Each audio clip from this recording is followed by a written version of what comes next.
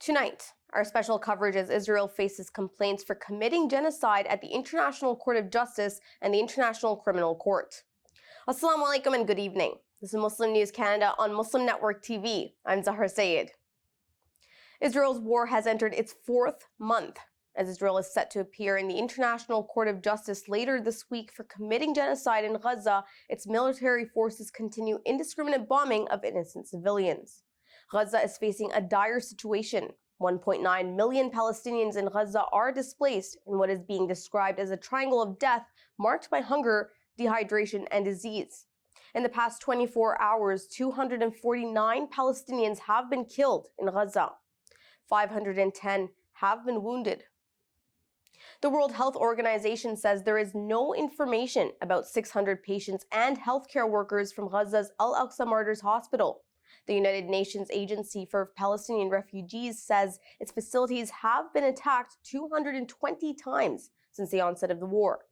The agency says it has been directly hit 63 times during these attacks. Two Palestinian journalists, Ahmed al-Batta and Samir Radi, have lost their family members in separate Israeli airstrikes. This comes as an Israeli airstrike killed two journalists yesterday, including Hamza Dahdu, son of Al Jazeera's Gaza bureau chief. Some Israeli officials, including the finance minister Bezalel Smotrich and national security minister Itamar Ben-Gvir, have called for the voluntary migration of Palestinians from Gaza. Israeli Heritage Minister Amichai Eliyahu is suggesting the use of a nuclear bomb on the territory. Israeli parliament member Ahmed Tibi has criticized the statements of the finance minister Smotrich, comparing the people of Gaza to Nazis. Israeli politician Oded Forer is working on expelling lawmaker Ofer Kassi for supporting South Africa's lawsuit against Israel in the International Court of Justice. Islamic Jihad's military wing has released a message from an Israeli man held by the group in Gaza since October 7th. The man is addressing Netanyahu in the message, expressing frustration at being left in captivity. The death from Israeli attacks has reached alarming levels. At the time of writing, the Palestinian death toll stands at 23,084. Out of these, 9,600 are children. 59,000 Palestinians have been wounded. Israel's revised death toll stands at 1,139 people. U.S. Secretary of State Antony Blinken is discussing strategies to prevent the Gaza conflict from escalating during a meeting with European Union Foreign Policy Chief Josep Borrell. Blinken is on a visit to Middle East to discuss Israel's war. Borrell and Saudi Arabia's foreign minister have discussed implementing the international consensus on the two-state solution. Sri Lanka's Navy is joining the U.S.-led Operation Prosperity Guardian to protect international shipping from Yemen's Houthi rebels. In southern Lebanon, a senior commander in Hezbollah's elite Radwan force has been killed in a suspected Israeli drone strike. Israel is urging nations to reject South Africa's genocide case ahead of the hearings scheduled by the International Court of Justice. South Africa's application says Israel is conducting genocide against the Palestinian people. The Israeli Foreign Ministry has instructed embassies worldwide to pressure diplomats and leaders to issue public statements denying what it calls baseless allegations against Israel. The cable warns of broad implications and seeks to prevent an injunction on Israel's actions in Gaza. Critics, including Palestinian American analyst Yusuf Munayyer, labeled this move as a bid to intimidate judges. Former Human Rights Watch Director Kenneth Roth believes Israel is anxious about the case's merits. The U.S., Israel's ally, has already rejected South Africa's case, despite concerns with Israel's compliance with international law. Israel's war on Palestine has taken a severe toll on Gaza. Reports from humanitarian organizations show that around 4% of the Palestinian population has been affected. Israel's campaign follows controversial comments by its national security and finance ministers suggesting the permanent removal of Palestinians from Gaza. And in related news, a group of 100 Chilean lawyers have made a historic move by filing a formal complaint with the International Criminal Court against Israel. They accuse Israel of committing war crimes, genocide, and crimes against humanity in Gaza. This complaint alleges violations of the Fourth Geneva Convention in 1949. The group is seeking an arrest warrant for Israeli Prime Minister Benjamin Netanyahu and others involved in alleged crimes against Palestine. The legal team represents a significant Palestinian community in Chile. The complaint will be reviewed by the court next Monday.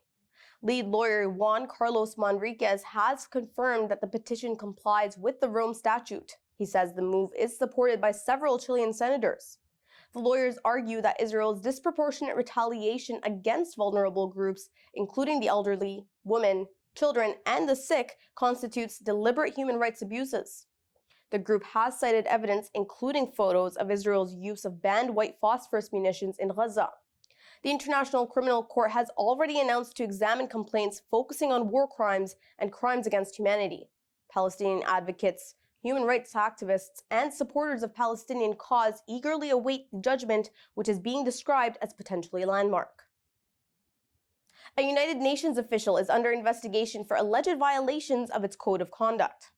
The news comes after the UN Watch disclosed that Sarah Douglas, deputy chief of the United Nations Women, supported the Palestinian cause on social media. The UN Watch says Douglas has endorsed 153 social media posts since the onset of Israel's war. Following the news of the violation, a campaign was launched demanding her removal. The campaign has gathered nearly 5,000 signatures. U.S. Senators Rick Scott and Marsha Blackburn have also called for her dismissal. The UN says it takes violations of code of conduct seriously. The details of the investigation remain confidential. A global protest on January 13th is set to rally international support to confront Israel's allies and demand an end to the Gaza genocide. The event seeks to spotlight Israel's relentless bombing of Gaza, ethnic cleansing in the West Bank, and discrimination against Palestinians. Protesters are also aiming to expose the flawed system of the United Nations. Since the onset of Israel's war, the United Nations has been favoring the elite Security Council, particularly the United States and the United Kingdom. Both these countries have obstructed calls for a ceasefire in Gaza. The protesters will urge leaders to impose sanctions and take Israel to the International Court of Justice. The event draws inspiration from past anti-war movements and seeks to empower nations deprived of justice. Ismail Patel, chair of the NGO Friends of Al-Aqsa, says ordinary people are increasingly demanding that their governments support equity and justice. In a bid to combat a continuous stream of leaks from security meetings, Israeli Prime Minister Benjamin Netanyahu has proposed that the ministers undergo polygraph tests. Netanyahu says that without the test, he will not continue with the meetings. The move comes after disputes erupted between Israeli ministers and military officials during a recent cabinet meeting. The meeting was organized to discuss Israel's future actions concerning Hamas and Gaza. OpenAI CEO Sam Altman has called on the tech community to show more empathy towards Muslim, Arab, and Palestinian workers who fear speaking out about their experiences. OpenAI is a US-based artificial intelligence research organization. Altman says there is a need for unity and support during these difficult times. He says he hopes that lasting peace can be achieved. His statement comes as Israel's indiscriminate war on Gaza has left thousands dead. The relentless attacks on Palestinians have caused a sharp divide in public opinion, leading to a rise in anti-Semitic and Islamophobic incidents. Many Muslims are unable to express support for Palestinians due to potential retaliation and damage to their careers. Altman says he is grateful for the support he receives as a Jewish individual. However, he is pointing out the lack of similar support for Muslims in the industry. Toronto's police chief has issued an apology after a viral video shows police officers handing coffee to protesters supporting Palestinians. The incident took place during a demonstration on Toronto Overpass at Highway 401. The video has received severe backlash from pro-Israel advocates. Former federal public safety minister Marco Mendicino and MP Anthony Housefather have criticized the gesture. Police Chief Myron Demkiw has apologized for the concern and confusion caused by this interaction. Demkiw says the act was not meant to show support for any group, but it was intended to keep tensions low. However, he says the situation is being reviewed by the department.